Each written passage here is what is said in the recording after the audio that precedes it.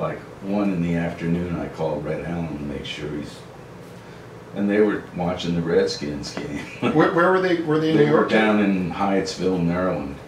I said, man, you got to get up here so people, you know. I mean, one thing is the producer gets the musicians to the studio, you know. Sure. So, and you know, I helped them pick the suggested.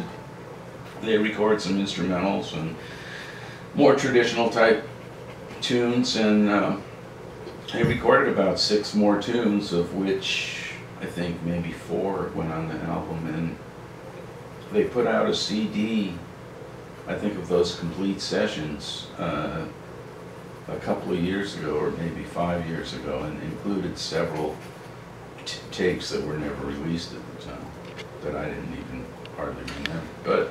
But, you know, I think working with musicians and arrangements and all of that appealed to me. I guess, you know, I liked arranging music. I liked, oh, let's get that bass player. Oh, let's get this banjo player. Or, you know, you know, I did a good friend of mine, Peter Siegel, who taught me how to edit tape. We were students at NYU together, and he became a record producer for Elektra, and we both were interested in recording this, and people like Ralph Rensor and Mike Seeger and John Cohn were out in the field recording traditional, you know. Sure. Mike rediscovered Doc Boggs, and Ralph rediscovered Clarence Ashley and discovered Doc Watson and recorded them in their natural environment. John Cohn discovered Roscoe Holcomb, and this was all a very inspirational thing. These guys were coming back with, they brought their tape recorder down and recorded these guys, and it was amazing music, and you didn't really, and that interested me. So I started making little trips with my tape recorder. And you're familiar with the kitchen tapes? Mm-hmm. Yeah, I made that tape, and you know, started recording live. Can you tell the audience who was targeted? That was Red Allen and Frank Wakefield. Yeah. I got the first. Ralph Rensor called me up in August of 1961, one Sunday morning, and I guess I was 16 years old, and he said, "Hey, I'm driving down to Rising Sun, Maryland today to hear Bill Monroe and the Bluegrass Boys who want to come." So naturally I went and heard Bill Monroe for the first time. And the opening, they had usually 2 or 3 or 1 or 2 other acts to the main act opening. And they had a band there called Marvin Howell, Frankie Short, and the Franklin County Boys.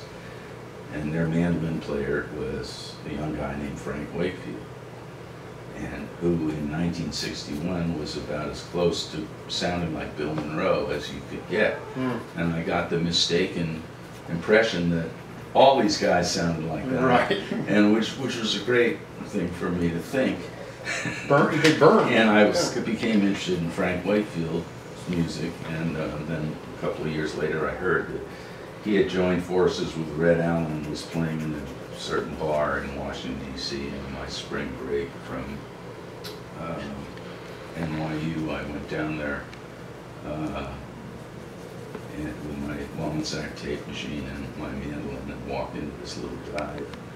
And Frank Wakefield took me home with him that night. And next day I said, "Hey, I don't know how it came about." I said, Red Allen came over his house, and I said, "You mind if I record you guys?" And they just played for 2 hours with Frank's baby screaming in the background.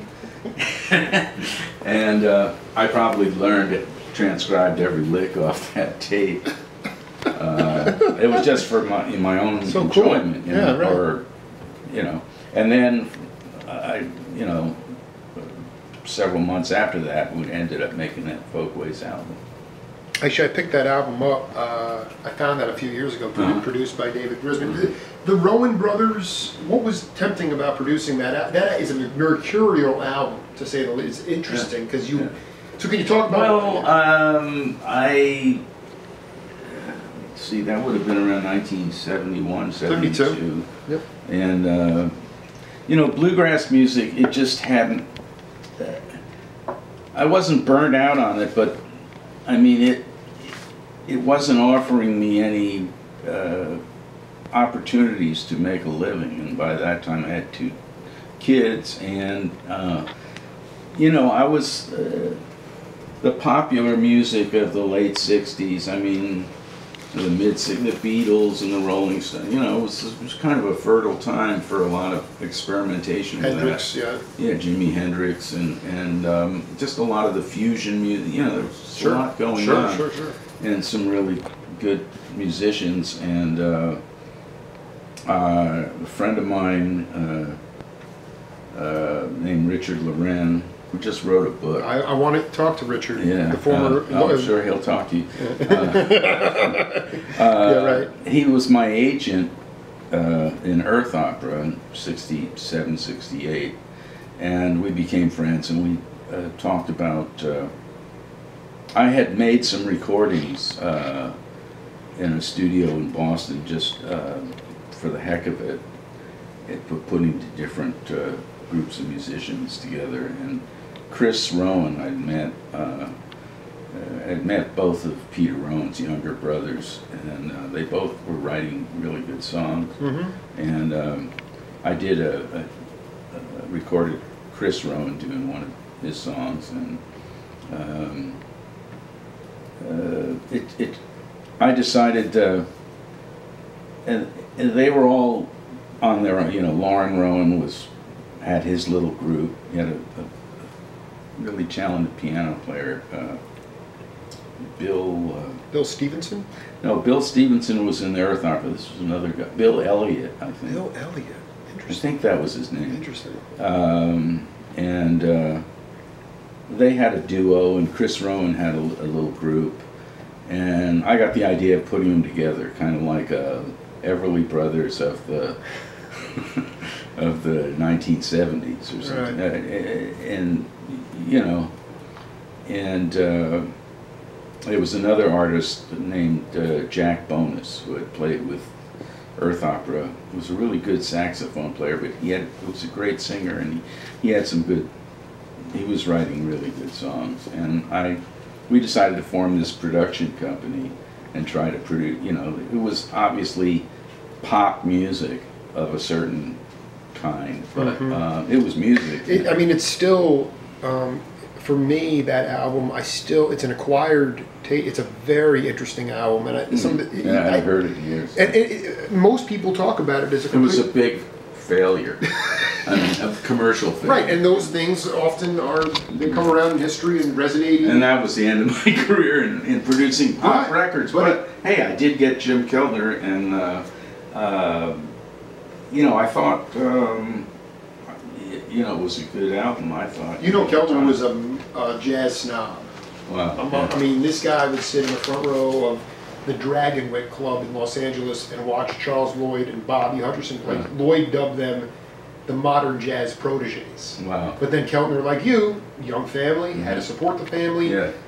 Hal Blaine gave his He's first... one of the few musicians who had a really amazing sense of time. Well, I mean, but nobody knows this, but you go to Gabor Zabel albums, who's drumming on them? Keltner.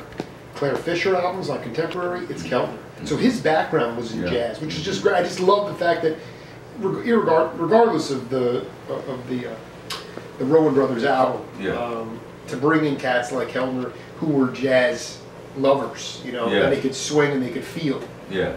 That you put that into any other. But he was really, I mean, at that time, you know, he was playing on John Lennon's record. He had that like Ringo Starr thing, but he kind of had. And you know, another band that I really dug at that time was the Mad Dogs and Englishmen, who I went to see several times. Really? And they had 2 drummers, you know, Jim Gordon and Jim Keltner. And Leon Leon Russell. They had double drums at that time? Yeah, that was an amazing band. Well, I mean, Joe we're learning. Cocker, you know, we're learning. I mean, Leon Russell. You know, I wanted to ask you if you could talk to the audience, maybe even demonstrate on the mandolin. Part of what in my intro, you came up with this song called "Milestones." Oh yeah, which is actually we open the show with that now. Good. It's Limehouse Blues, Yeah. a fusion of that and Milestones, Yeah. and I'd like you to take us through how you came up with the two concepts to fuse it to the song, and maybe show. I don't know how I did that, but just change the string. So, well, Limehouse Blues kind of goes like.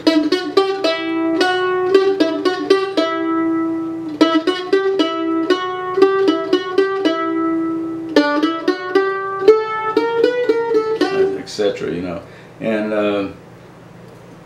you know, Milestones kind of goes. So I kind of combined elements from both of them and got.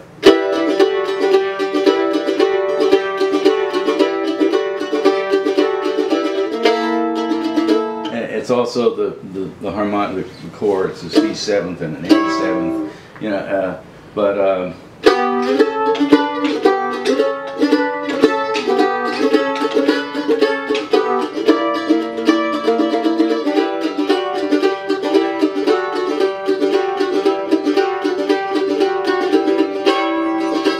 and just having a, you know, we started with that kind of like sing, sing, sing kind of tom-tom, Gene Krupa. The war cry kind of thing, yeah, right. And then we go into a kind of hard swing bop groove. Mm-hmm. It's just combining elements. I mean, like, it just was, I love the idea that you were just thinking, I mean, that you took those two things and fused them together. I mean, I guess... Yeah, and some people never got that, actually, even with, who was it? It was a friend of mine, a musician, never...